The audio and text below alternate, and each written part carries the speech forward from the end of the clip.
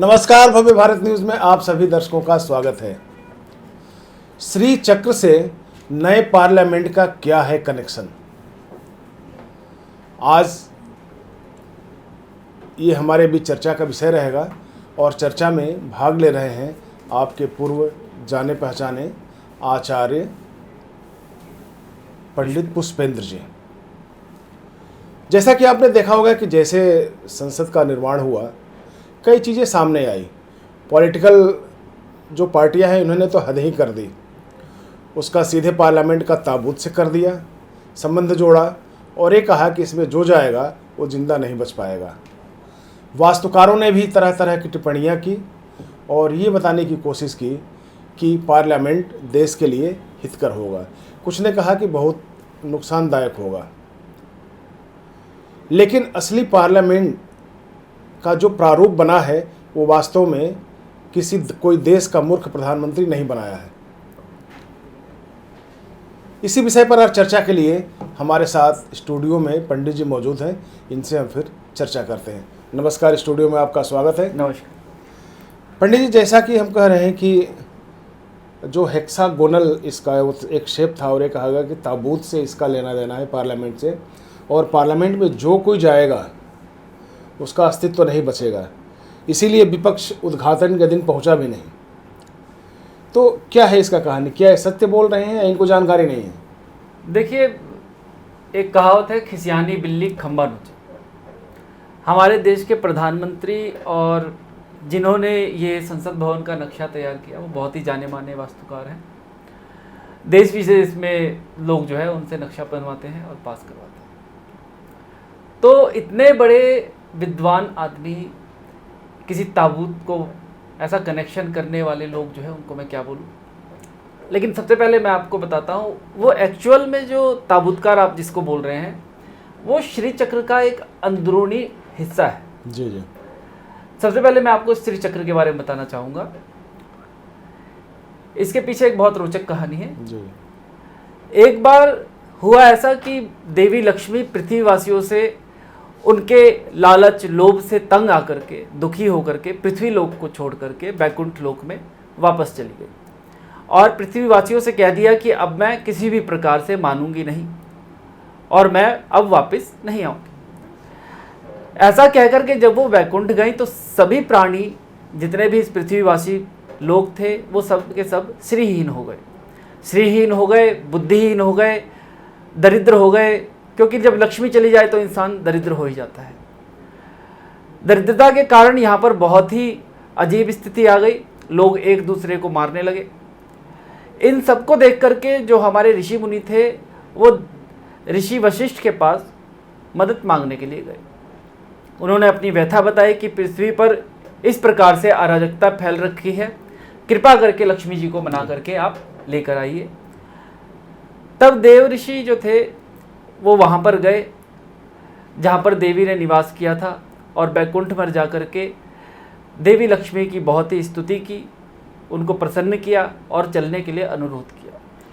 परंतु देवी लक्ष्मी एक बार जो मना कर देती हैं तो मना कर देती है, वो नहीं मानी और उन्होंने अंतिम बार कह दिया कि हे वशिष्ठ, मैं पृथ्वी पर अब नहीं जाऊंगी, मेरा ये अंतिम निर्णय है।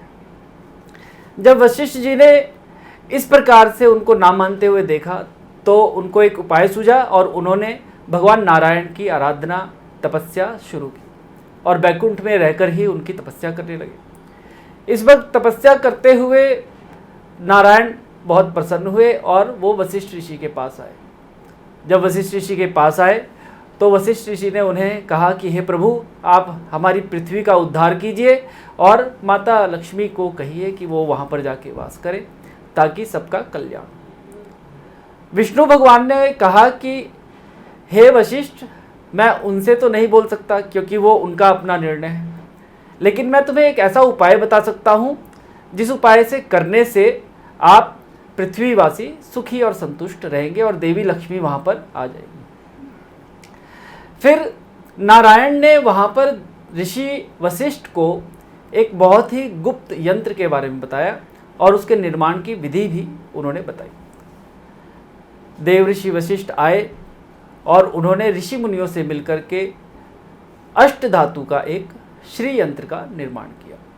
जैसे ही श्री यंत्र का निर्माण किया, उस निर्माण के बाद उसका षोडशोपचार से पूजन किया, और जैसे ही उन्होंने उस श्री यंत्र की आराधना स्तुति शुरू की, वैसे ही देवी लक्ष्मी वहाँ प्रकट हो गई और उन महालक्ष्मी ने कहा कि हे पुत्र, तुमने जिस यंत्र की स्थापना की है वो असल में मेरी ही आत्मा है, वो मेरा ही घर है, और इसको छोड़ करके मैं कहीं अन्य वास नहीं करती हूँ। अब जबकि तुम लोग इस यंत्र को पृथ्वी पर स्थापित कर चुके हो, तो मैं वरदान देती हूँ कि मैं अब इस पृथ्वी लोक को छोड़ करके नहीं जाऊंगी जब तक ये यंत्र पृथ्वी पर रहेगा। जिस घर में, जिस मंदिर में, जिस ग्राम में, जिस देश में इस यंत्र की पूजा होगी या इस यंत्र का नक्शा बना करके जो भी कुछ होगा, वहाँ पर मैं किसी ना किसी वेश में स्थापित रहूँगी और सुख समृद्धि बरसाती रहूँगी। तो ये था भेद।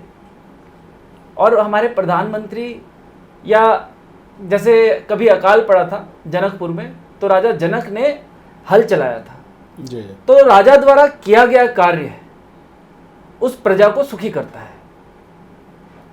इस बात को समझना जरूरी है कि राजा जो है जब कोई कर्म करता है तो उसका फल हमेशा प्रजा को मिलता है। मूर्ख राजा की प्रजा हमेशा दुखी रहती है और बुद्धिमान राजा की प्रजा हमेशा सुखी रहती है। मूर्ख राजा का मतलब जो राजा पब्लिक के बीच में न जाए।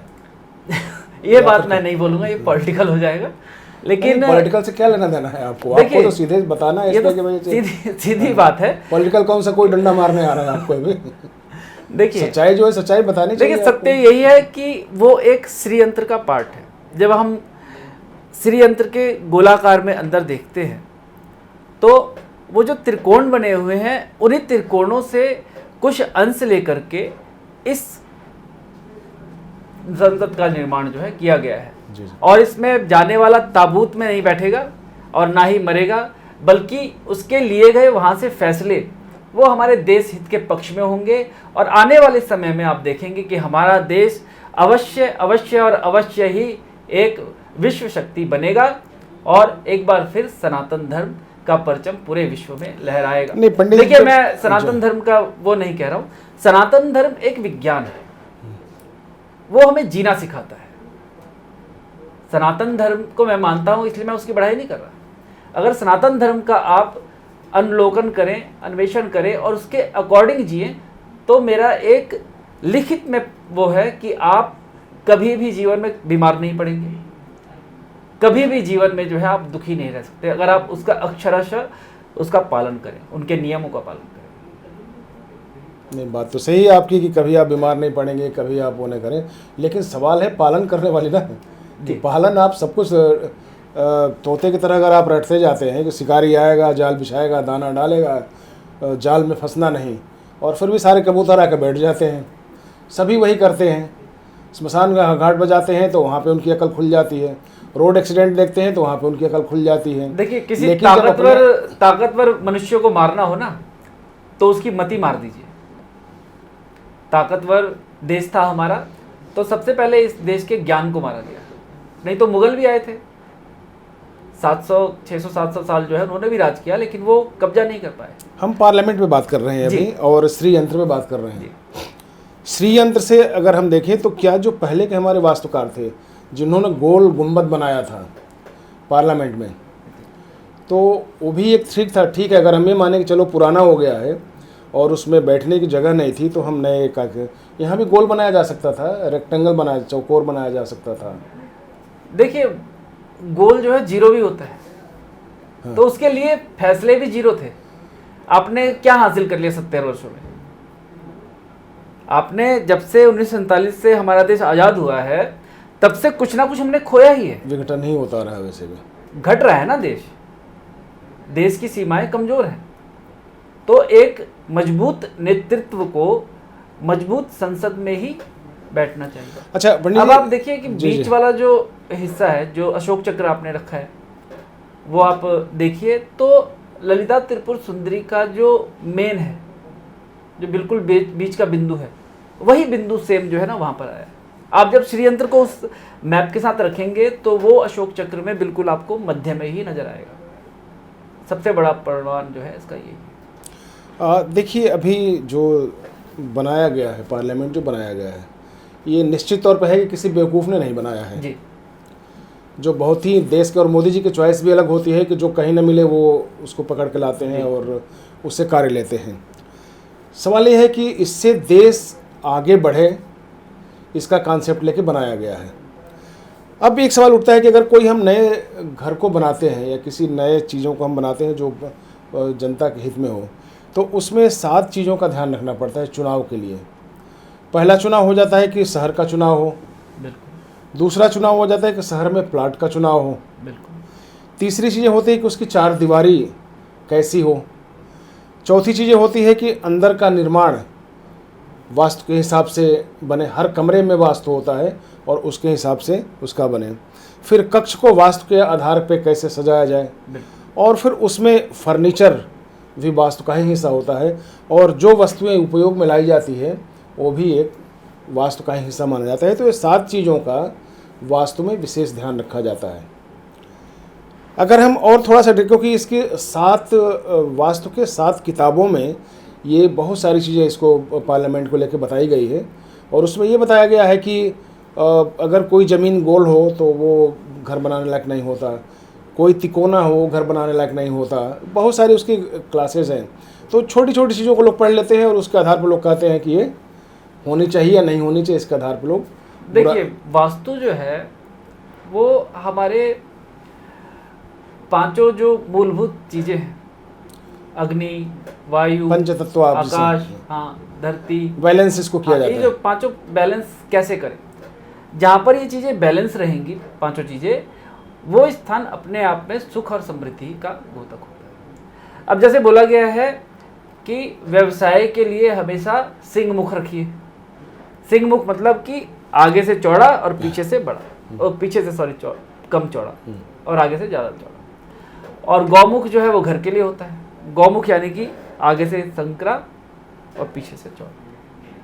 ठीक, ये घर का होना चाहिए जहाँ रहता है। उसके ऊपर भी मैंने पिछली वीडियो में बताया था कि कौन कौन सी भूमि जो है घर के लिए उचित होती है। सबसे पहले जल की आवश्यकता होती है जीवन के लिए। तो हमारे जितने भी पुराने शहर और पुराने गांव आप देखोगे तो जलकूप या नदियों के जो है किनारे किनारे वो सब बसे हैं, ताकि जल का जो है एक स्रोत मिल जाए। दूसरी बात, वहाँ पर ये देखा गया कि भाई कहीं उस स्थान पे जल्दी अग्नि तो नहीं लग जाती, ये भी देखा गया। तीसरा देखा गया कि वहाँ की वायु कैसी है।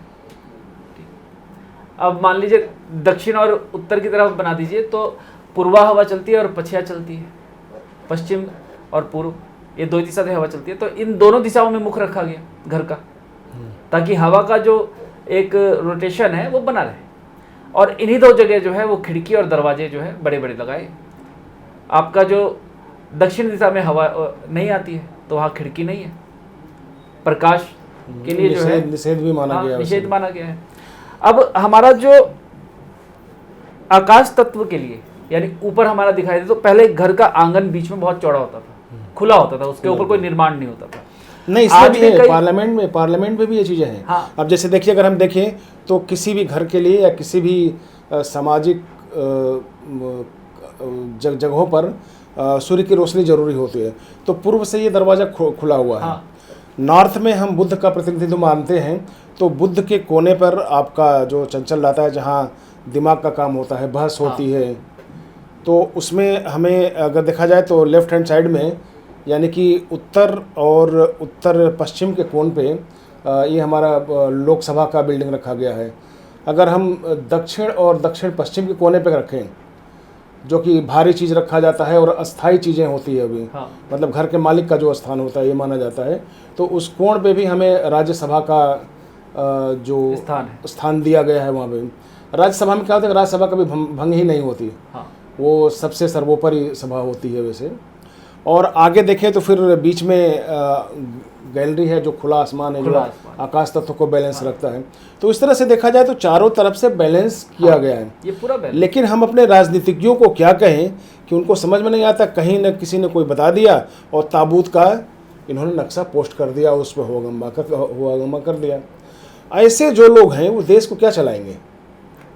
देखिए, अगर इसलिए इनके कहा हाथ जाए, में आपने देश- सही कहा था कि जो विद्वान राजा होता है और वो अगर काम करता है तो प्रजा के लिए करता है। मुझे लगता है कि यही शायद कारण है कि राष्ट्रपति से भी उसका उद्घाटन नहीं कराया गया। हाँ, क्योंकि काम तो देखिए प्रधानमंत्री को करना है। कर्मण्येवाधिकार, हाँ, हाँ, क्योंकि देखिए प्रधानमंत्री नेतृत्व किसका कर रहे हैं? वो जनता का। लोकसभा का कर रहे हैं। लोकसभा यानी कि जनता, ज- जनतंत्र का नेतृत्व करने वाले जो है वो प्रधानमंत्री है। और राजा जो है हमारे इस जनतंत्र में, राजा का जो चुनाव होता है वो डायरेक्ट प्रजा के द्वारा नहीं होता है।